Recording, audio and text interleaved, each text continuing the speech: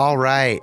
Kristen Tideman, thank you for joining me to kind of debrief this shorter episode, this listener question answer around wrathful God passages in the Bible and how I approach them or find value in them. So people will have already heard that episode. So for the YouTube audience, this is a second video that is responding to a previous video. We'll put the link to that video in the show notes if you want to watch me answer this question about these difficult passages. And Kristen and I are going to be responding to that here, kind of debriefing, kicking those ideas around. So you've watched it a couple times, Kristen, and had a chance to reflect on it. And I'm curious kind of how it hit you or what you're curious about. Yeah, well, those visuals in YouTube, you're like, whoa, I can see it all right in front of me. A little scene from The Tree of Life. Love that film. Classic. So, yeah, it was good. Really, really brings it to the next level. It's a great question. It is a good question. You said that right away. And I have reasons I'm interested in it. Like if I were to be someone who had listeners with a question like that. But you were immediately interested, and I was curious why it was so intriguing to you. Yeah, that's a good place to start. So because you helped craft the email that went out to my email list, and we asked people for questions, which we do probably a couple times a year. We ask listeners or patrons or email list people or whoever. Patrons, I mean members of the Patreon campaign, for You Have Permission. We ask people, like, what are some questions you're kicking around? We like to know what people are asking. I love it as a format to sort of kind of speak directly to whatever's going on for people. That's a real reason for me to do the show in general. And in this case, we asked about kind of barriers to faith. And we got a bunch of great ones. We're going to be responding to a number of these questions. I mean, I wouldn't be surprised if we got up to 8 to 10 of them in the next 6-8 months here. And I think what I connected with immediately was I have been going through pretty fertile, like a lot of growth, a lot of movement on how I am making sense of being a Christian despite not being able to hold the kind of, a more robust, more kind of authoritative understandings of the Bible, more historical understandings of the stories in the Bible, kind of being unmoored from that more traditional, more conservative way of doing things, which I have been disconnected from that for like a decade plus now. But in the last year or so, I've had many experiences of kind of getting interested again, getting curious again, finding myself kind of less triggered, for lack of a better term, by more traditional understandings or readings or interpretations, whether that be in church or in a video or on an episode of someone else's show or something like that. So I think I just was like, oh, cool. This is a fun one to jump in on. And I immediately had, like, my brain just kind of started answering it, and I started writing notes like as soon as I had read it. And so, and then within like 24 hours, I had sent like the first half of the video to you and Sari and Josh. And so I think you were like, whoa, Dan had a lot of fire for this one. And I think that's basically why. It's cool to hear. And so just to recap, people probably listen, but it's again, a listener that wrote, they've maybe kind of gone away from Christianity. They're coming back. They're looking for ways to engage. And I bring that word out because I thought that was interesting. I'm sure we'll get back to that. Engage with the biblical texts, maybe kind of in a new way. But it's hard when there's all these passages that seem to depict a very wrathful God. So mainly around this wrathful God idea. And especially what they made a difference, a distinction in the question between intrinsic punishment and extrinsic punishment. Yes. Intrinsic punishment, I have no problem with, nor does the question asker. Like, if I act like an idiot, if I am a dick or an asshole or selfish or whatever, like, I'm going to reap what I sow to some degree in my life, right? That, like, the punishment for my actions is in some sense contained within the actions, and I will then experience them in my life. Almost the naturally. Little boy who cried wolf, Yeah, sure. But then extrinsic punishment is like, no, God is displeased and God then punishes in some specific way. And what the listener, what the question asker Really, we should have asked for at least like first and last initials. They're all anonymous. I'm going to have to like make up names for these people. Oh, well, that's inside baseball. What the asker mentioned was the Bible is full of examples of extrinsic punishment of God directly. God destroyed Sodom and Gomorrah. God sent the flood. God did all these things directly to punish people. And what the listener was like, look, I don't think that God does that. I still want to engage with the Bible in a meaningful way. Dan, how do you engage with these passages? That was the question. Right away, you kind of get into this distinction between taking something at like kind of the truth value and then this potential metaphorical reading. Yeah. Now you're saying, when you mentioned that you're moving away from like maybe the more traditional view, and I would say that's a view of inerrancy when approaching biblical texts, that they are infallible. There's nothing that can be wrong with them. Right. Once you've taken that step, a lot of things change.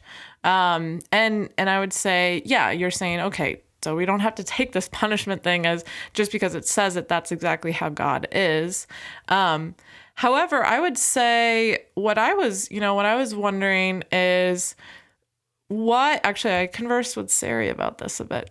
Oh, good. What okay. is it within the mind of, like, as a psychologist, just someone who does therapy, what does it mean that someone would write that then? Like the writer, the author of that, you're saying they're meaning making, but what does it mean that they're making meaning about a wrathful God? Yeah, I would say in that case, specifically that if God exists, God must be like X. Fill that in however you want. In this case, it's God must sort of send in extrinsic punishment to kind of let God's creatures know what they're doing wrong. This is all over the story of the Israelites, that like God and the Israelites are kind of in this constant back and forth, and God has opinions, right? And has preferences, and Israel doesn't always live up to them. Now, again, not a biblical scholar, not an ancient anthropologist, but my understanding is that everybody would have thought that back then.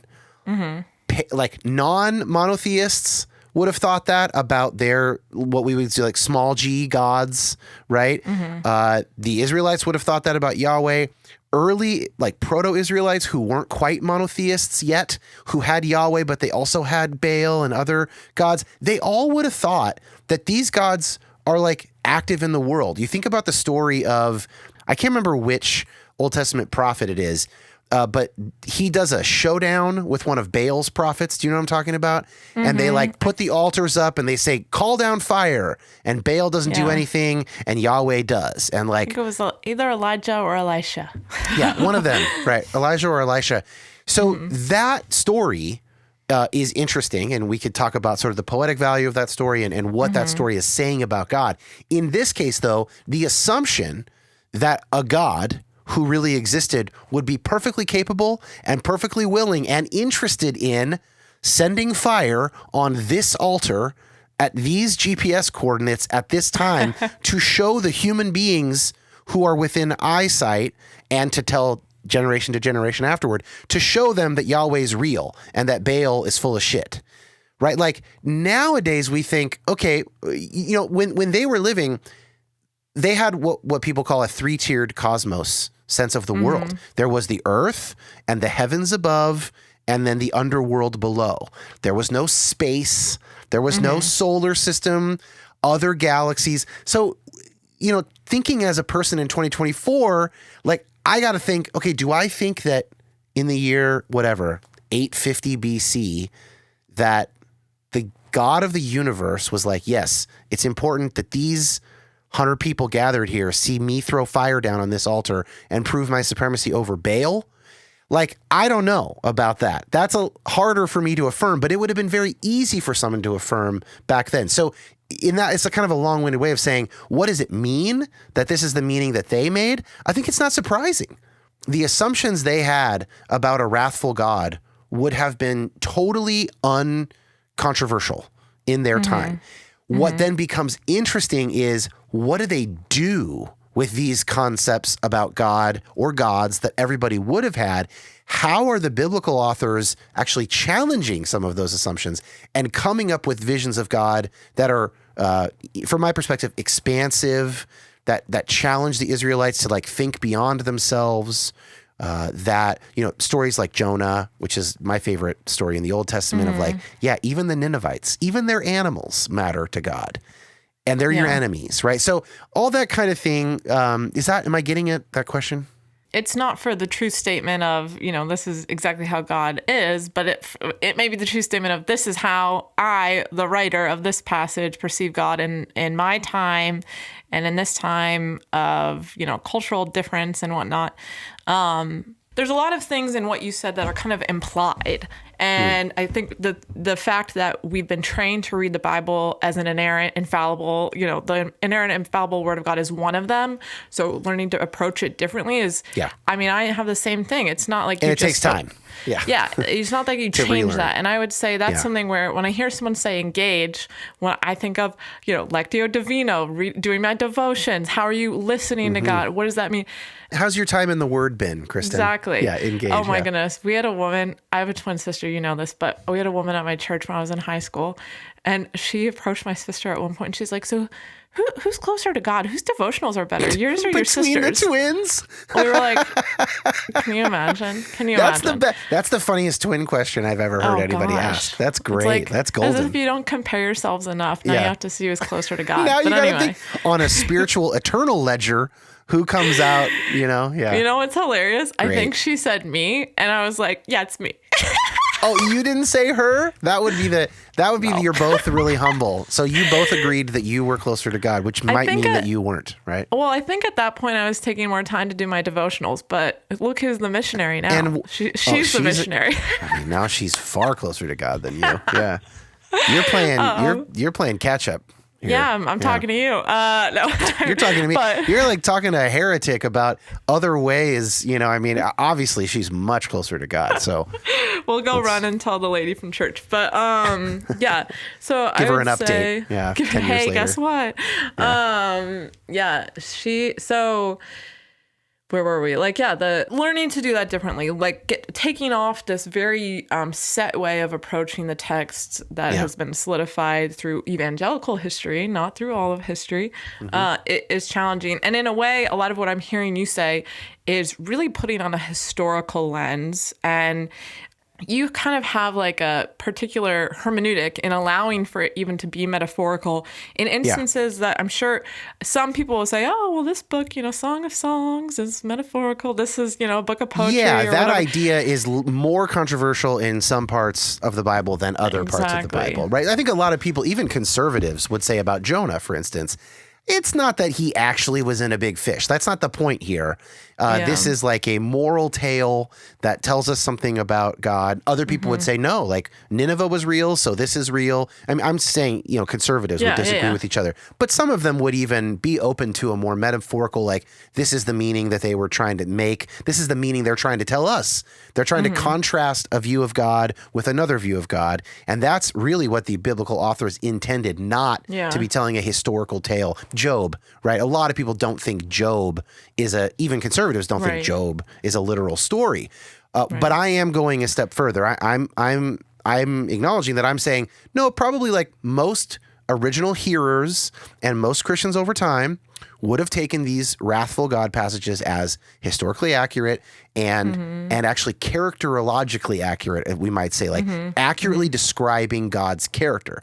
And what I didn't do in the video, and I don't think we need to do it here either, is sort of motivate why somebody would be dissatisfied with a more traditional take.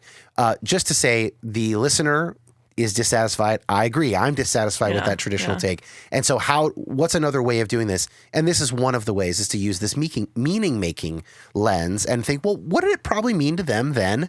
What did it probably mean to people who heard it originally? And also, we say written, but these would have been oral traditions for a while in that culture. Yeah. And then and even talking about the Jamaicans, in the 70s and talking about the way that these words are reinterpreted. What has it meant to other groups and other times, if applicable? I think that can be a really rich ground to till and find stuff in this wisdom tradition that has lasted for, coming up on 3,000 years for a lot of this exile stuff. Yeah. and continues to be relevant. Maybe this is where it's a little funny. So the other thing I noticed you doing is really an exercise in philosophizing in terms of taking the existential weight of living and saying we engage with this by making meaning. Yeah. When I first actually started having these thoughts, and I would say in college of like, oh, this stuff doesn't really make sense. For me, the instinct is not immediately to go to like existentialism, let's make meaning. It was more to go to nihilism.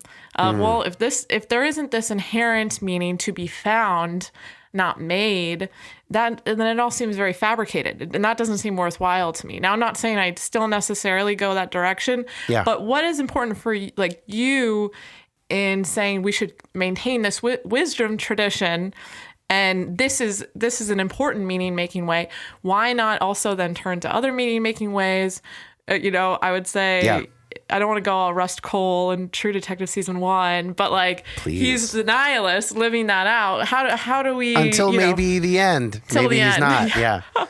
Yeah. Sorry, so spoilers. It was like kind of a lot of questions there, but what do you think of that? What you're making me think of is there are actually kind of two, maybe not two different ways of talking about meaning making, but two different applications of it. There is kind of the more quotidian, everyday, straightforward sense that I don't think anybody would really disagree with. And that is to say, like, okay, so let's say your grandfather has recently passed away, and you tell a friend, like, yeah, he actually wrote out letters for each of his grandkids individually and mentioned things about us that he loved and like what he hoped for us as we got older. Now, I could show up at an estate sale.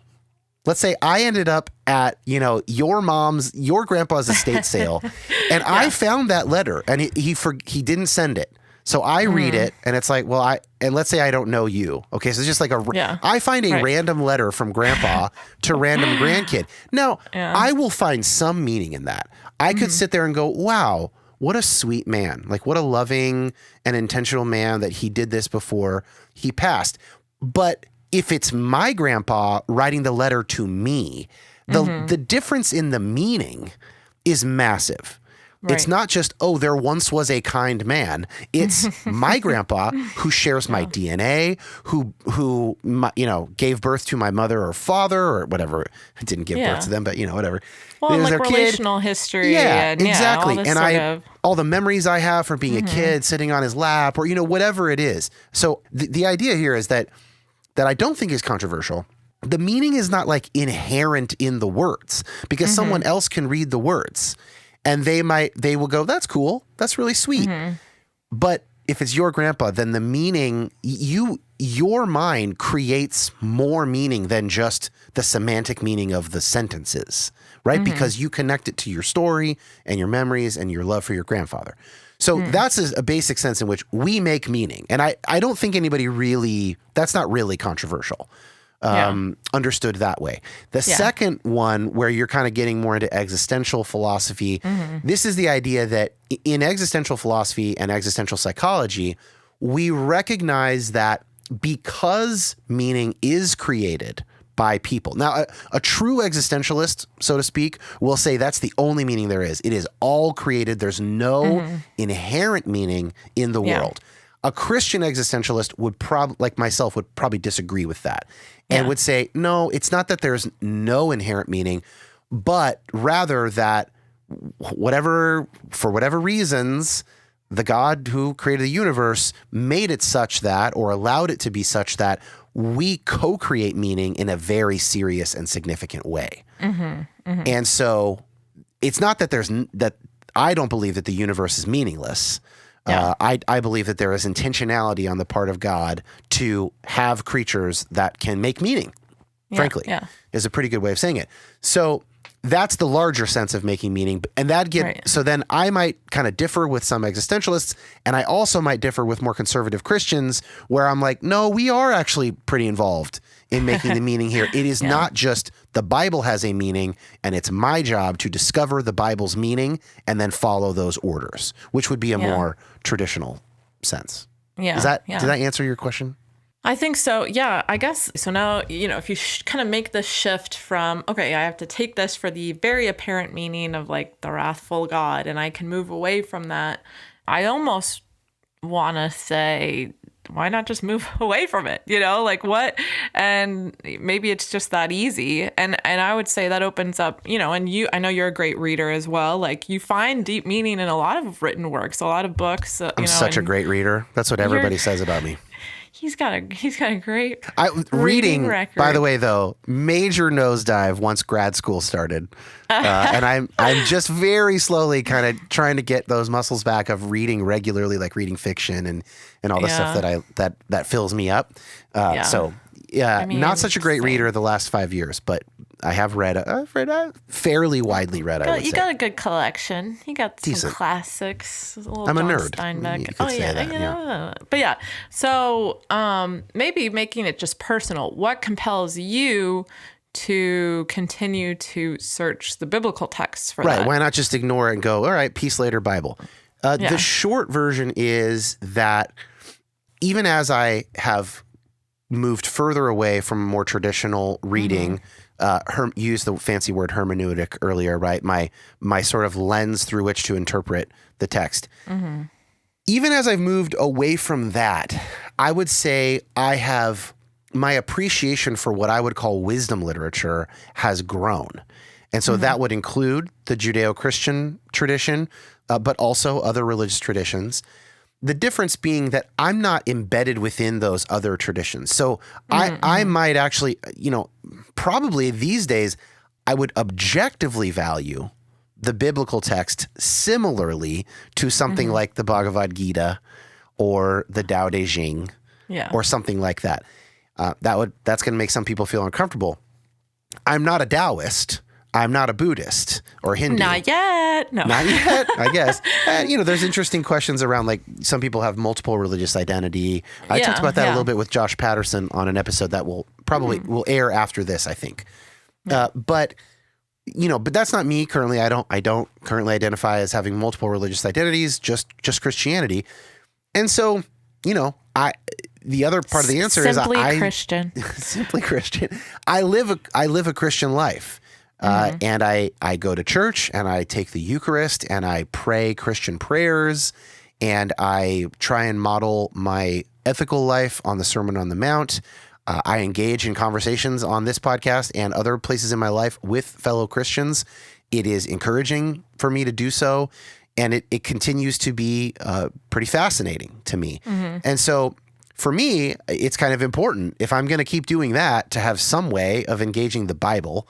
Otherwise, like really what I think the listener is getting at is like, keep rubbing up against this thing, which then stalls me out on something I might want to be doing with my faith.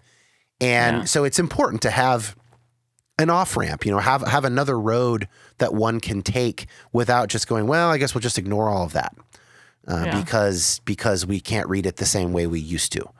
Right. Yeah. So that's the motivation for me mainly. Do you think there's a way, like, say enough people kind of get in this boat of like, okay, we are seeing this more historically and not, in this inerrancy lens. Do you think there's a way people could kind of turn the ship towards like, okay, we acknowledge that the people writing this had a big impact on what they interpreted God to be doing. Mm-hmm. And now we see that as, as with things even like slavery, there's different mentions of that throughout the Bible. And obviously that's slavery is a really good reason to take a view of the text more like the view I take. Otherwise, you got some issues with all these biblical writers seemingly assuming that slavery is fine. Just be like a good slave master. Just be like a really good slave. That's basically Peter in the New Testament. You can get your freedom, go for it, but Yeah. So like that's where kind of the morality of those biblical authors, like, I think really fails. Mm-hmm. And I would rather have a view that says, no, God has never been a fan of slavery under any circumstances, people did not believe that they could live without it. People didn't have a category for living without slavery, but now we do have that category. And would God want us to lean and into? Now it's called a 9-to-5 job. No, I'm just kidding. That's not sensitive. Okay, we got the anarcho socialism has entered the chat. But of course that is different than true chattel slavery. Yes. And, yes. And even whatever forms of slightly different slavery may have been acknowledged in the Bible. I mean, certainly there was tons of chattel slavery in the ancient world. And, pyramids and the Roman Empire and, slaves have had a real shitty go of it in human history. So that's a reason to have a view like I'm describing and like the listener is describing, as opposed to having to twist yourself in knots over why God would have possibly just been like cool with slavery and then less cool with it. And then, over like a couple thousand years in a universe that is 13 billion years old on a planet that's 4.5 billion years old, it just gets weird that God would change in 1,000 years or 100 years. It's like, probably God's the same and we're changing. That seems a lot simpler to me. Yeah. I mean, the thing that actually comes to mind as you're saying this is a little bit of when Saul was made king and God was kind of like, you don't need a king, but you really want one. So here you go. And that's that would actually probably be the counter argument to what I'm saying. If I was going to steel man it, is like, God isn't changing, but the text changes because God is accommodating people.